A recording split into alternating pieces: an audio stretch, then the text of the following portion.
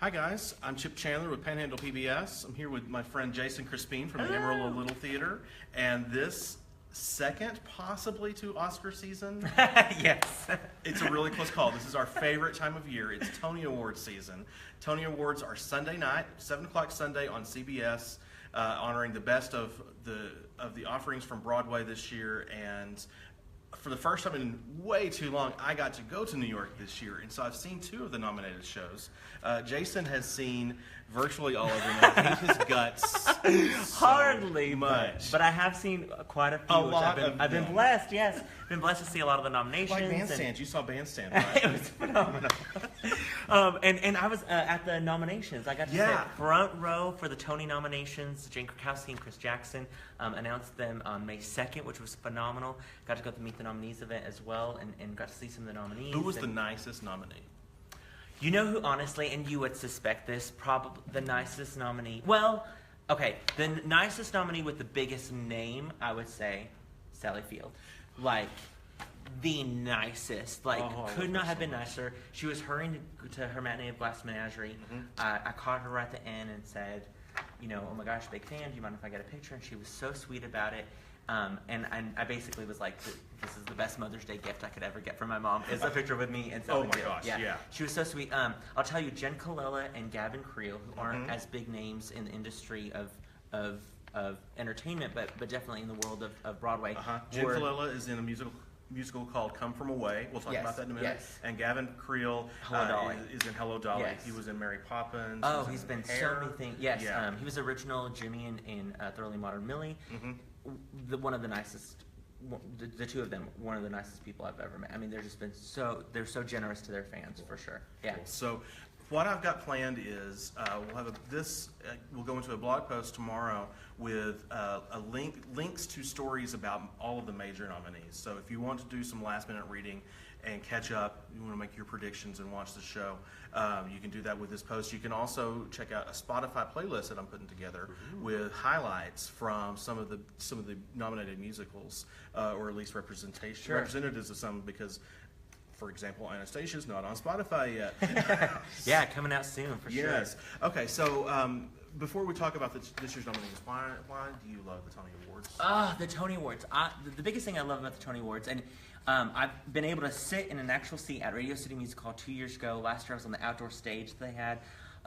This year I'll be heading out there. Hopefully we'll see if I get to go to the Tonys or not.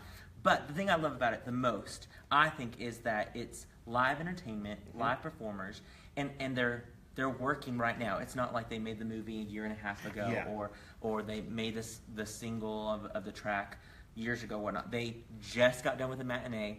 They head to Radio City Music Hall, they perform, and there's something about theater people that just are so creative, and to have them all in one room, and with a great host, it's just phenomenal. The energy is great. I love the Tony Awards. Me too. For sure. What I love about it is I don't get a chance to go to New York nearly as often as I would like. I went in college, and I went last October, and there's a big gap between those 2 dates. So this is the way I get to experience Broadway every year. There's always performances of almost every musical nominee. So I've seen live performances from these shows. Even if I didn't get a chance to see them in person, I still get a taste of it. And the acceptance speeches are better at the Tony Awards than anything they're so much more, I think, more passionate and just emotional. And they are. They're right there with their peers. And sometimes you'll have somebody who's been nominated several times without winning, and then they finally win. And I mean, it's just that gratitude from the audience that they get. It's just phenomenal. It's my favorite, probably, awards show to watch. Oh, mine too, Absolutely. for sure. It's the most entertaining. Without a doubt. Yeah. So let's start talking about this year's nominees. Let's start with Best Musical, because that's the one. The big one. Musicals are the ones people tend to gravitate to. And this year's exciting. It's like an actual race. Like last year, everyone knew Hamilton was going to win everything. It was just kind of like, okay, who would have come in second last year?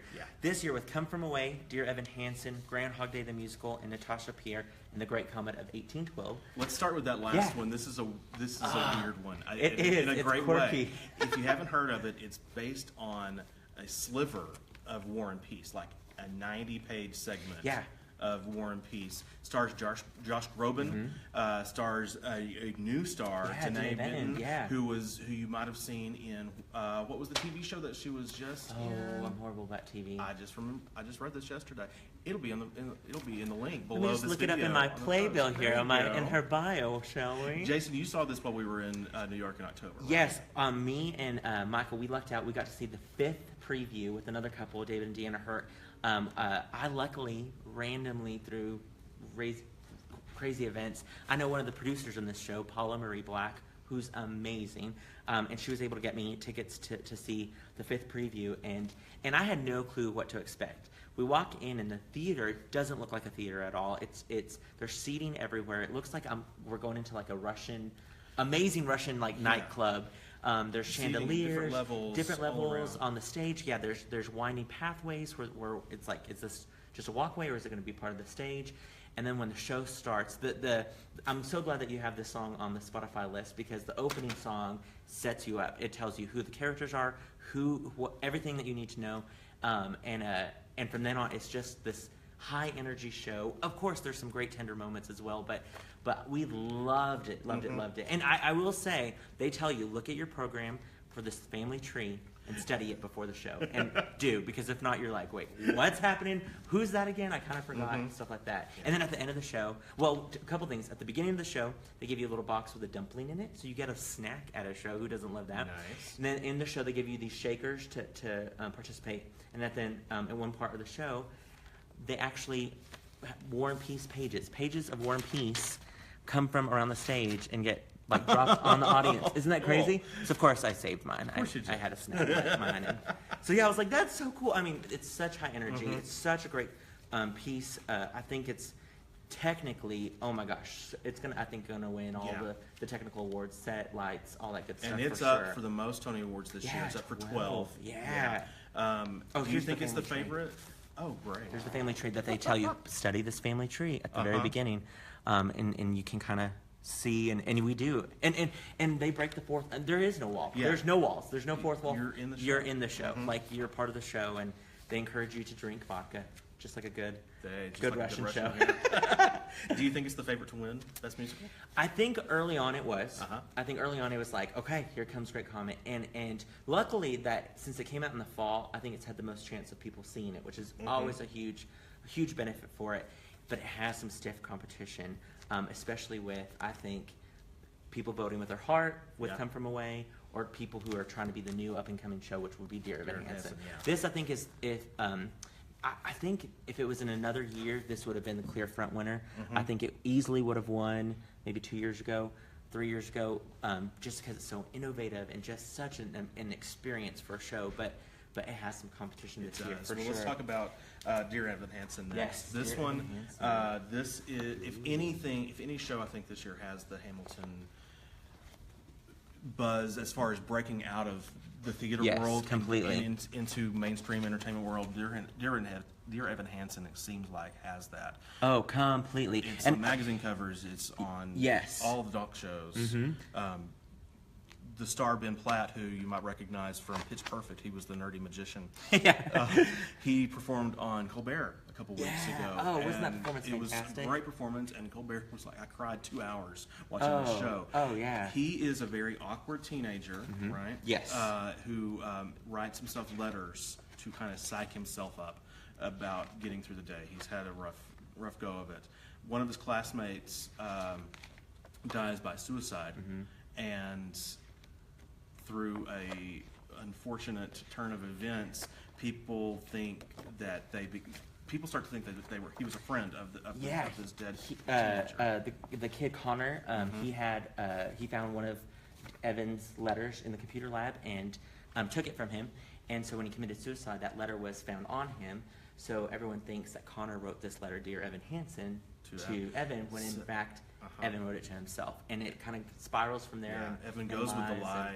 And it gets bigger and bigger and bigger. And I don't know that comes through necessarily in the cast recording. I've listened to the cast recording a few times now, and I wasn't over the moon about it like some friends of mine who have seen the show. And then all the rapturous reception is received. But the more I know about how the show works and what happens, and I'm very impressed. And the performance he's living like a monk basically. Oh yeah, right? yeah. The He goes actor, home. Ben He doesn't Platt. speak when he's at home. He doesn't go out at all. He doesn't do any of the stage doors after the show, except I think the last Sunday he'll go out at that last show since he has the next day off. But yeah, he's taking care of himself, making sure. I mean, emotionally, what he does 8 times a week is insane. Have Physically, you ever cried while you're singing? He like has a breakdown. Yeah, while like singing. snot and not the prettiest photo of him, I'm sure, but he is doing a phenomenal job with that emotion. I think this has probably one of the biggest emotional punches for sure. Yeah. Pasek and Paul wrote the music, Yeah, which they're coming off of the huge wave of La La Land, the Oscar win and stuff like that. Yeah, they could could potentially do that. win the Tony for best music or lyrics. He's for a the show. shoe-in probably for best actor. I think so. Right. I think so. I think Josh Groban definitely has some buzz for him with it being his first show. Andy Carl especially has the sympathetic vote. For those of you who don't know, Andy Carl stars in this show called Groundhog Day, which we'll talk about in a little bit. But in one of the previews, he got hurt and hurt his ACL, and they had to stop the show and all this different stuff, and he continued with it. He missed a couple performances, but basically he's back for in the opening show. night, 72 hours later. Yeah, it was crazy. Yeah. And so he's definitely like the superhero of Broadway right now. And so he's probably the biggest competition for I think Ben Platt. I lucked out. So this show is sold out. I'm going to give your PBS viewers a hint. Okay, so I follow some definitely intense blogs and message boards and whatnot. And so I found out that Ticketmaster, I think it's Ticketmaster Telecharge, they said about 4 days before you want to see the show to check online, about 3 o'clock, 2 o'clock our time, and they release tickets every now and then.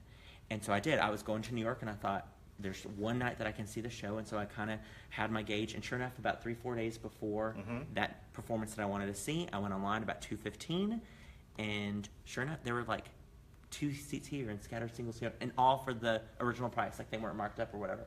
And I was able to grab mezzanine, 5th row, on the aisle, center section to the show. Dang. I mean, was blown away by it. Of course, I didn't tell anyone about that trick until after I had purchased my ticket and made sure I had my ticket. Of course, yeah. But take care of yourself first. I mean, it was phenomenal. And I think the other contender in this, I think that has some huge buzz is Rachel Bay Jones, who plays Evan's mom. She was seen in Pippin years ago, and was the original mom in Christmas Story that Pasek and Paul wrote. Has done several other shows, but she, in fact, watching the show, I was more emotionally attached to her character. It's than her song Evan. in there, that, just on the cast recording, that kills me. His dad abandoned him when he was a kid, and she has a song near the end of the show when she's singing about how she forgives him and she loves him despite what he's done. And it's a heartbreaker. It's just a gorgeous. There's a moment in the show where she just hugs her son, and it was just that was all it took. And so I think she could easily see her name called on Tony Nutt, but she has some stiff competition. She does. She does. The other show that This show, y'all. This show. If I buy the big one, that means I love it. That's really what it needs to be down to. I don't think they had the big one yet for Comet, or I would have bought it as well. But when I buy the big souvenir program, it's a keeper. this, as unlikely as it sounds, is a musical about 9/11. Right? Like what? Musical theater about 9/11? How's that going to be fun? It is about this airport in Gander, Newfoundland. There's the airport. Ooh, It's one of the biggest airports in North America because planes would stop there. So after the towers came down and all the flights were canceled, they closed the airspace. 38 planes landed at this airport, nearly 7,000 passengers. And so the community of Gander is like 6,000 some. Like smaller than the number of double passengers that they took the in. town. And so they just opened their hearts, their homes, their everything to these passengers from around the world. And so this musical is based on that experience. The creators went to a reunion, a 10-year reunion in 2011. And met some of the survivors. The dialogue, some of the song lyrics are directly from these interviews. You have to listen to it, I think, as a whole, because there's so much dialogue. None of the songs are really easily broken out. There's one song, I think. Sure. But it's this huge ensemble piece with only 12-member cast playing multiple roles. Over 200 roles of this, and they just maybe change a hat or a costume piece, or sometimes not even anything, just a different accent or a different position in their chairs. And just 12 chairs. It's the simplest set I think I've ever seen on Broadway, but had the most impact because the audience. You're totally, thinking of nothing but the people. Exactly, right? exactly. And then this is Jen Colella. She plays a great multiple characters, but her main character is Beverly Bass, I think is her name, and she's one of the pilots. In fact, she's the first American Airlines female captain from Dallas, Texas. Yes. Yay for Texas. I'll have a link to an interview with Beverly. Oh, good, in good. my post tomorrow. She's a fascinating woman. Oh, I know. This song is yeah. so great. Me in the Sky, and it's one of the numbers that I was just blown away. She, I think, is one of the big contenders against Rachel Bay Jones in Dear Evan Hansen for the Tony. She's been doing great. She just got the Drama Desk Award on Sunday, and she picked up the Outer Critics Award. So she's got some momentum behind her. I think she's going to win it. And this show, if you get a chance to see it, there's no intermission, 100 minutes long. It's a great ensemble piece. The music, I think, agreed. Listen to the whole album from beginning to end. And it definitely has, I think, the musical that has the most heart in it. It reminds me of when Wicked was up against Avenue Q. And Avenue Q went with the Heart campaign, and Wicked was this big, gigantic show. And same with like Newsies was like the David, or the Goliath, and once was the David. And that's kind of, I think, come from a way is the little show that could. Yeah. Doesn't have any big name stars in it really. But it's been called a sleeper hit, meaning that it's just kind of slowly became a hit with word of mouth. And, total word of mouth hit. Oh, and it's phenomenal. I think this might be in contention for sure for best musical. I think this show, yes, the lyrics are fantastic. I do think Pasek and Paul will win best lyrics with music and stuff, but I think this is going to win best book. Yeah. Just because of the dialogue in the show, the dialogue that leads into the lyrics and whatnot. That they took these interviews and made a Broadway musical, and I think it's gonna. If it doesn't win for some reason Best Musical, I think they still want to award it and give it some love. Yeah. Maybe with supporting actress, but I think definitely it'll take Best Book. Let's touch on the plays real fast. Yes. Then we'll go into the revivals. Look at the playbill that I have of plays. Yeah. I don't say plays that much. I'm horrible. I'm so bad. So this year's best plays, one is a Pulitzer Prize winner already. It's called Sweat. It's by Lynn Nottage, and it's about a town in the Rust Belt in Pennsylvania undergoing some drastic times when the plant closes. It touches on racial issues, lots of other issues in that. It looks really interesting. Oslo, unbelievably, is about the Oslo Peace Accords. Yeah. But they make a thriller out of a real-life historical event, the 1993 Oslo Peace Accords between Israel and the PLO. And I think it's like a 3-hour play. Like, it's a long play, but I've heard it's phenomenal. Yeah. Indecent by Paula Vogel, who wrote How I Learned to Drive, which ALT has done. It is about this.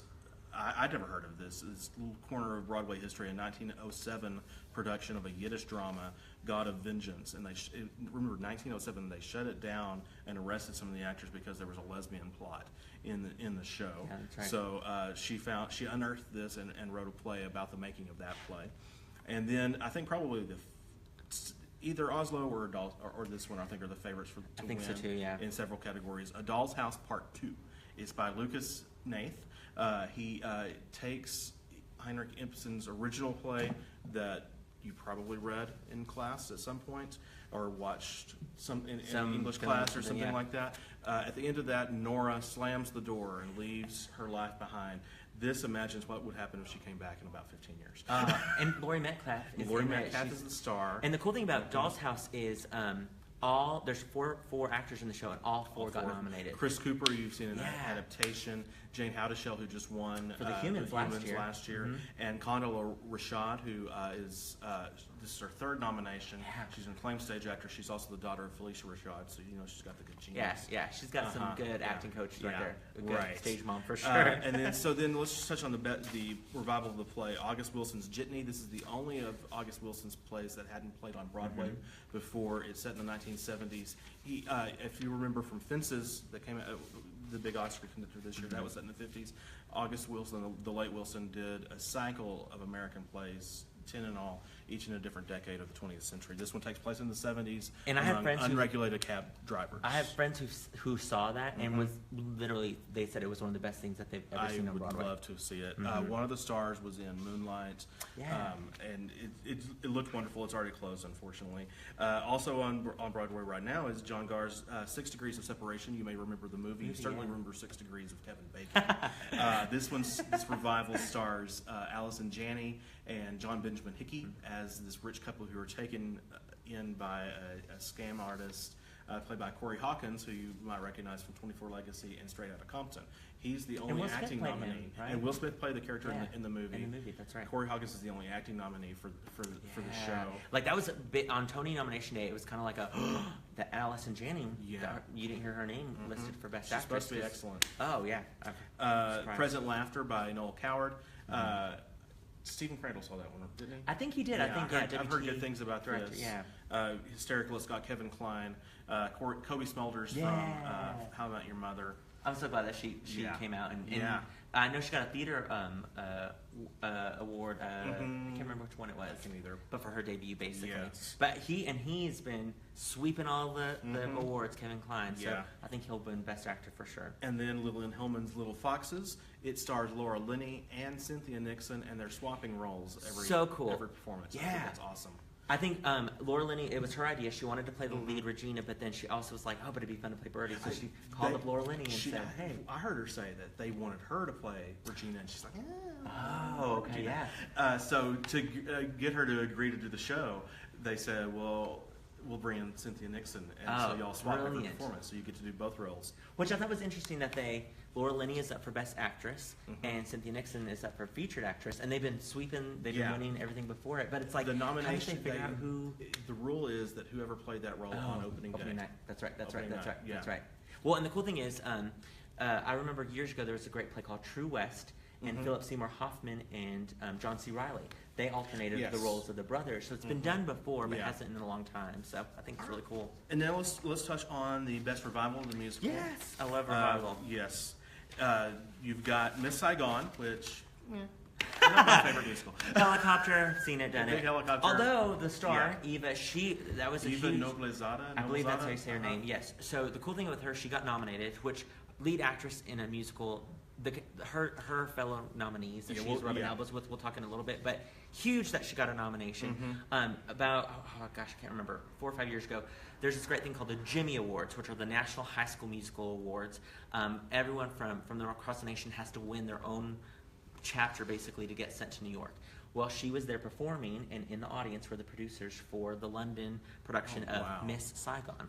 They see her perform. They say, how about we schedule an audition? She lands the role. They take her to Europe. She does the role there. Then she does Eponine in Les Mis, and then they brought her back to do the U.S. So it's like, she just turned 21. It's amazing that she's done such a well-done job with that role, for sure. Remember that when we talk about the other nominees in her category. It's crazy. And also when you come see an ALT Academy production, who knows? Yeah. Who one of our kids might be a Tony nominee in a couple years. So then the next one is Falsettos, which we both saw. We both got to we see were in New York Falsettos. in Yes. October. It was the most profound theatrical experience I've ever had. It's wonderful. Yes. I luckily, I got to see everyone got their autograph except Stephanie J. Block because she was kind of sick. But then I got to see her at the Meet the Nominees. I was so sad I did not have this playbill with me for her to. I got everybody but Chris. No, I got him at Randall's. I didn't get Randall's or Stephanie Block. When I saw it the first night that we were in New York in October, she had just come back into the show after being out for a couple of days with walking pneumonia or something. I don't know like that. And her understudy, a couple of nights before, her understudy was also sick. So they put in the second understudy who'd never done the show. She had the book in her hand the whole time. Yeah. Huge standing ovation. Oh, I heard especially after I'm breaking down this big comic piece in the first act. It's wonderful. So hilarious. This is about right here a gay man who's left his wife and their son, but still wants to be a family with them. This is his new partner. In the first act, and this is a psychotherapist who ends up dating his ex-wife, and then in the second act, which moves forward a few years into the early 80s, if you know your history, you know what happened in gay society in the early 80s, especially in New York City where this takes place. So this mysterious disease is come around, and their doctor friend can't figure out what's going on, and then Whizzer gets sick, and it wiped me out. The emotional punch, and I felt bad. I didn't know the show that well because it's March of the Falsettos and Falsetto Land. So in the late 70s and early 80s, they were each one-act musicals off Broadway. And so I'd always heard of both of them, and then they put them together in the 90s. 92, I believe 92, yeah. Uh-huh. And so I had heard a couple of songs here and there because I love William Finn's music and stuff like that. So you had seen the show, you loved it, so I was like, okay, I'm going to go see it. And so I went and saw it, and I had no clue what I was in for at all. First off, the set was really interesting. It was just this huge block at first, this great block that they started pulling apart, almost like a cube, and pieces of it were like furniture. Tetris Yes, pieces. like a Tetris piece, yeah. And it became the furniture, and it became different aspects of Bleachers the set piece. at a little again. Yes, it was brilliant. And then of course in Act 2, I was not ready for the emotional. When Wizard punch of the gets show. sick, they take him to the hospital, and all of a sudden, all this abstract stuff is gone. Gone. Yeah. And It's all they real. bring in a hospital bed. They bring in the curtain and the IV pole. And it was so shocking to see real furniture. It's real. Like, that's when you know the Yeah. show's getting real for sure. Wiped me out. Oh. I loved it so much. And So that the exciting thing is, Yes. it's closed right now, but people are. I mean, you guys are so excited. Like, should they be so filmed excited one for of the it. very last performances in January, and it will be on live at Lincoln Center on PBS. PBS. Later this year. They haven't announced the date yet, but I imagine sometime this fall. Yeah. I cannot wait for everybody else to see it. Mark your calendars when it Wonderful. comes out. Definitely DVR Keep that. watching. I'll be doing. So we were just talking about the best revival of a musical. We talked about Falsettos, Yes. the fact that it's about to be on PBS later this year.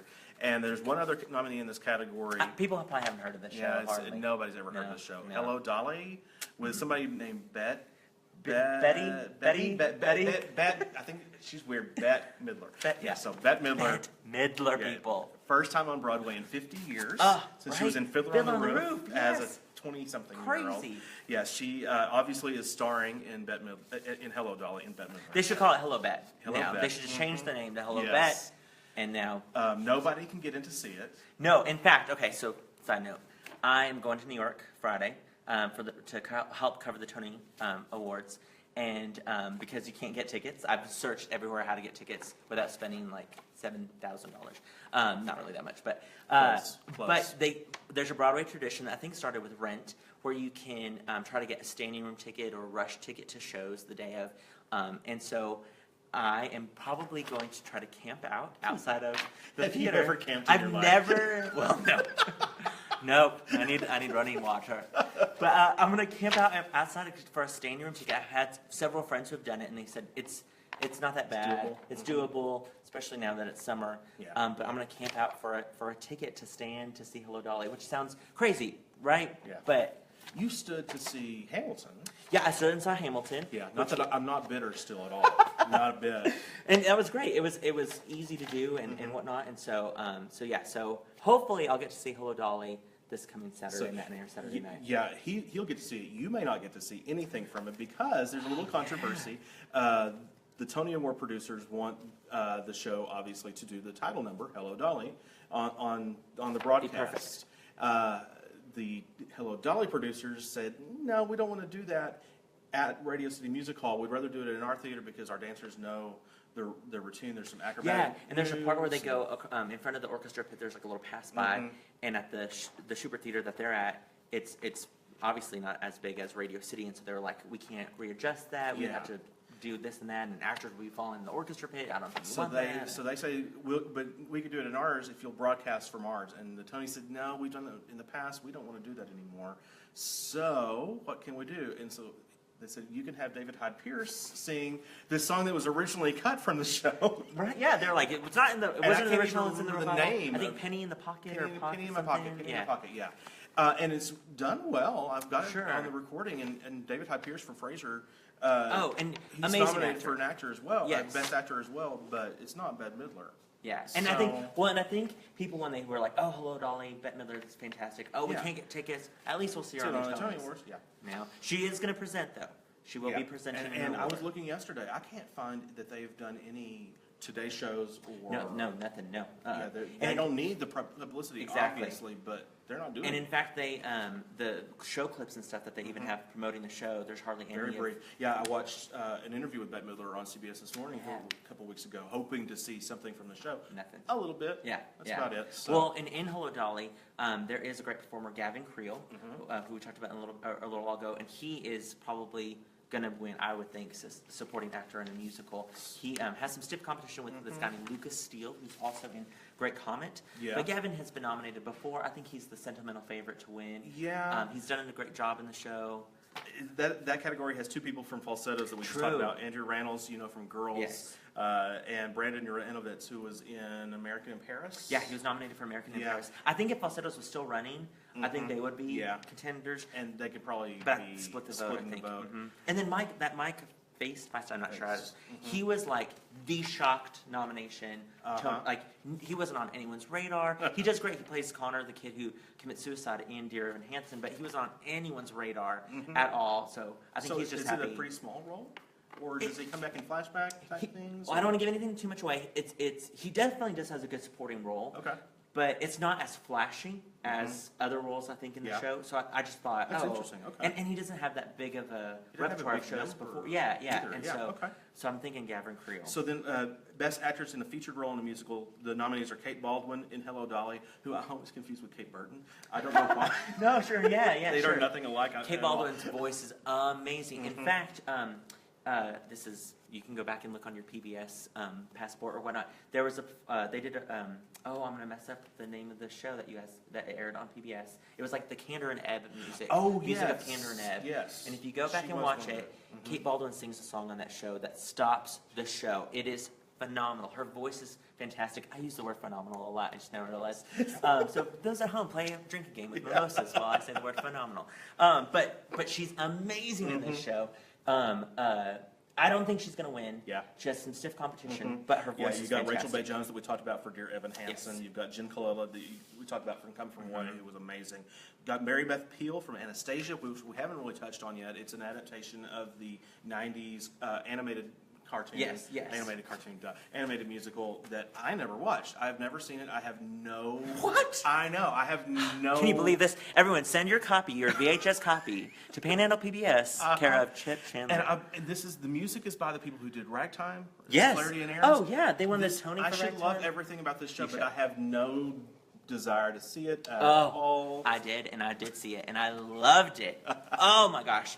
The show... Yes, it's the animated movie, but it adapts a different kind of story. So there's no weird villain guy. There's no weird bat like the movie. That's good. It's kind of hard, I would think. This is a very tragic story. Oh, sure. Yes. So, I mean, it's this woman thinks or says she is the lone survivor of a massacre that killed the Romanov family, that dynasty in Russia. And is she... I mean, that screams children's musical. Yeah, totally. This show, though, brilliant show. I thought it was staged well. The new adaptation was, I thought, far better than the actual animated movie. The choreography is great. The costumes, in fact, it was Tony nominated for the costumes.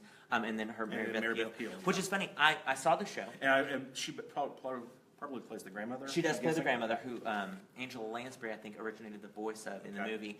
And she does great. I was a little shocked that she got the nomination over Caroline O'Connor, who, those of you who know Moulin Rouge, she's the performer who says, oops, stop. That lady, who they sing Roxanne and she does the dance to. She has an amazing role in this show. Well, if you told me that, I would have gone to see it. She was like Miss Shields when they did Christmas Story, another Pasek and Paul musical. But her role is much bigger and flashier. And so I was surprised that she didn't get the nomination over Mary Beth Peil. Okay. But Christy Altamara, she is the lead in the show. She should have been nominated. I think she does great. We'll touch on that in a second. The that nominees category are huge. is crazy. And the last nominee in the featured role in a musical is Stephanie J. Block from Falsettos.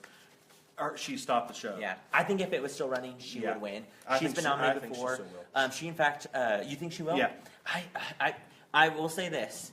I will be so elated if she won, because she's had a long year with Broadway. She was Liza Minnelli back when they did Boy from Oz. She originated that part. 9 to 5. 9 to 5. I saw her in 9 to 5. She's amazing in 9 to 5. She was nominated for Edward Drood a couple years back. She, in fact, was the original Alphabet before Idina Menzel. All the workshops and all that stuff. She did all the work. Oh, that's nice. And then she got replaced with Idina Menzel because they kind of wanted a bigger name. And so she... Did she go into the show after? She did. She went, I think she did the tour, and that's how she met her husband. Okay. I sat on a couch with her at the Tony nominees. We got real friendly. We caught up really well. She's amazing. Okay. And what she does with the banana in Falsettos. Oh, when you see it on PBS, Nothing bad. It's all good. I'm just saying, though. It's really funny. Yeah, she really demolishes funny. She's like cooking. the kitchen. It's great. It's great. Then let's go into the big one. Let's wait for Okay. one more category. Actor in a musical. Yes. Christian Borle from Falsettos. Great. There was buzz earlier this year that he might be a double nominee because he's also in Charlie and the Chocolate Factory, but that is apparently awful. So Yeah. I mean, a bunch of kids, great, but it's not that yeah. So he's up for Falsettos. Josh Groban, as you know, the pop singer. Natasha Amazing. Pierre, The Great Comet of 1812. Yes, he Andy plays Carl. Pierre. His name's in the title. I mean, that's big.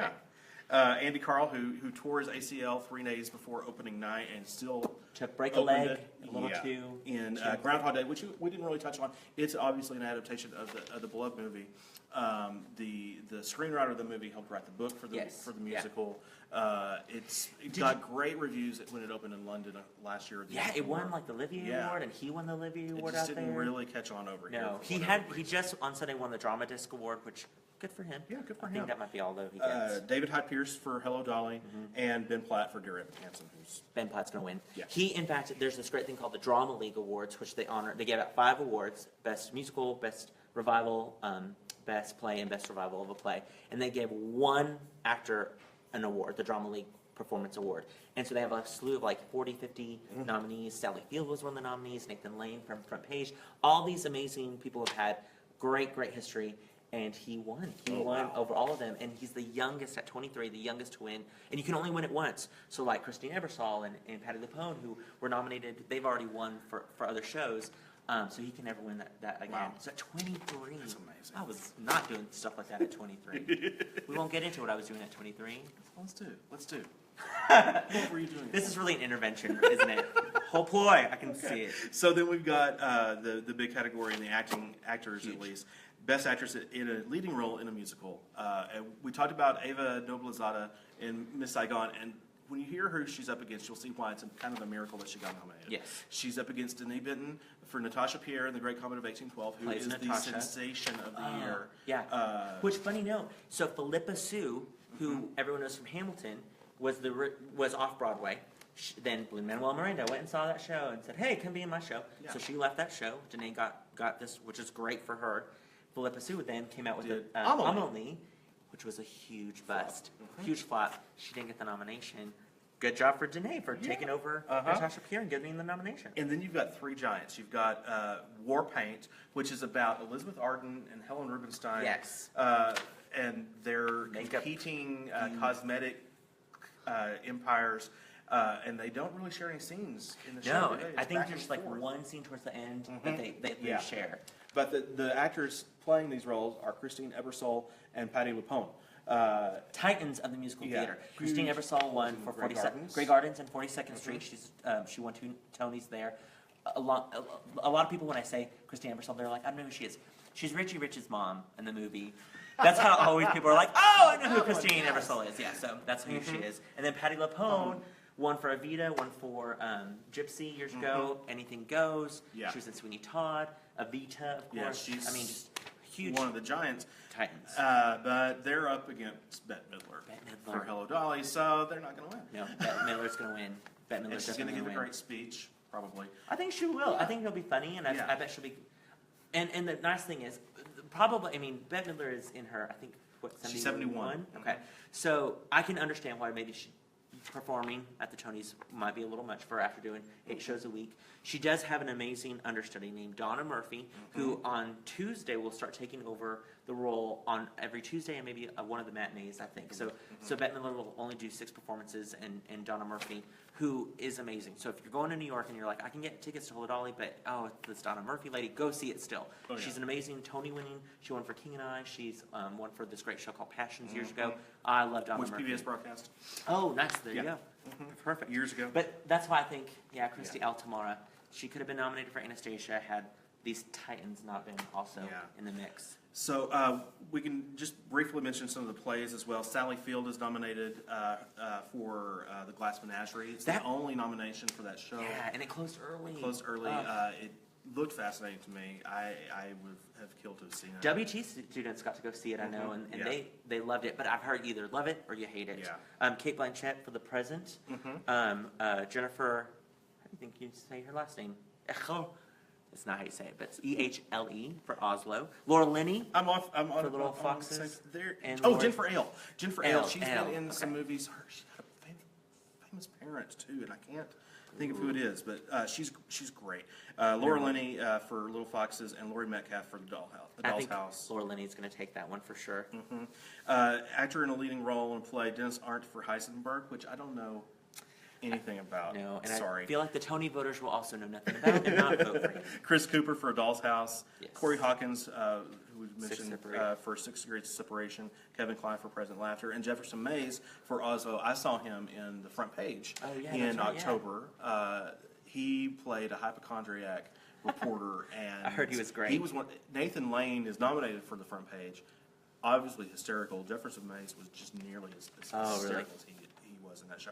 And they look a little bit alike, and every time Jefferson Mays came in, he got this big star entrance applause, and then And then they were like, oh, that's not him. Because Nathan Lane doesn't come in until halfway through the entire show. That happens with me and Richie Garza. No, Yeah, not really. that it does. Kevin Kline, though, I think will win that award. Yeah. I think he's the favorite to win. He's been sweeping up all the Yeah, awards probably before that. so. Towards the end, Bandstand will probably win choreography. This is choreographed by Andy Blankenbuehler, who last year won for Hamilton. He choreographed just do? In the Heights. He choreographed. A TV or a movie, something. You just talked about it on Facebook the other day. A couple weeks Oh, ago. oh my gosh! I'm getting old. Why can't I Yeah. think? I don't remember I what don't he need did. it. Never mind. I'll go back and look at my Facebook and then Yeah. I'll comment on this later. Yeah, you'll but have to be able to find it on your Facebook. I know, not well. But the other contender, I mean, Come From Away got choreography, which was surprising. Yes, it has some great movement and stuff, but I was like, oh, for choreography. And then I'm lost my I choreography. did not have that Oh, on. but I think his name is Dennis Jones. I'm gonna get that wrong. I'm so sorry. But Holiday Inn also got nominated. Oh yeah, that was the only nomination for that. The music or the choreography in that show is amazing. There's this great tap number that they do where they're jumping rope and tap dancing, tapping and jump roping at the exact same time. If you get to see a clip of that, it's great as well. But I think he'll be taking home the Tony for All right. So Bandstand. before we go, one last thing. When do you think some of these shows will be produced in Amarillo? Oh my gosh, right? So we get asked all the time, when are we going to get to do shows at the Amarillo Little Theater? There's a long kind of order that has to go through. So usually a show that opens on Broadway will go on a national tour. Once a national tour is finished, And those go to cities like Dallas, to Denver, to yeah. the big cities. Big cities. We get smaller versions of those tours a few years later at the Civic Center Yes, for the Broadway Spotlight yes. Series. So once the tour goes through, then they'll release the rights. So for example, I'm trying to think of like Mamma Mia just closed off on Broadway, which was running for years. They're doing national tours, of course, right now. So I bet like shows like that will get rights, available in 2-3 years. There are some shows that you can quickly get if it's plays especially plays because they hardly go on tour that we can get the rights to. There's a great show Matilda that just closed. In fact, that I got to see in October. That's doing the national tours right now, so I expect that in a year or two the rights to be available. But there's definitely shows like Come From Away. I was like, we could do that at the ALT Adventure Space in a couple years. I saw Fun Home last year that won a Tony a couple years ago as well, and I think that could easily be coming to ALT within the near 5 years. Once it's Probably bring back the Yellow release. Dolly at some point soon, I'm sure. I mean, with the popularity of it all, for sure. I mean, especially with revivals. With revivals, we can usually get the rights way easier than we can. I doubt we'll be doing Miss Saigon. Our helicopter budget's really low at ALT. Maybe in the Academy. Miss Saigon Jr. It'll be great. I'm so excited, though, for the Tonys. If you get a chance, watch the Tonys. Mark your ballots. I always mark my little ballot as well. I do think, though, they're going to spread the wealth this year. I don't think Hamilton, like how it took all the awards. I think Come From Away is going to get some love, maybe some orchestrations and book, or not orchestrations, a book of a musical, and maybe some supporting roles. I think Hello Dolly, of course, will win revival. Yeah, Bet actress. maybe supporting actor. And then Jared Hanson's going to take I several. think it's going to win actor for sure, and then I think it might win best musical. Yeah. I'm hoping for orchestrations score, and orchestrations for Great Comet as well as all the technical aspects. Yeah.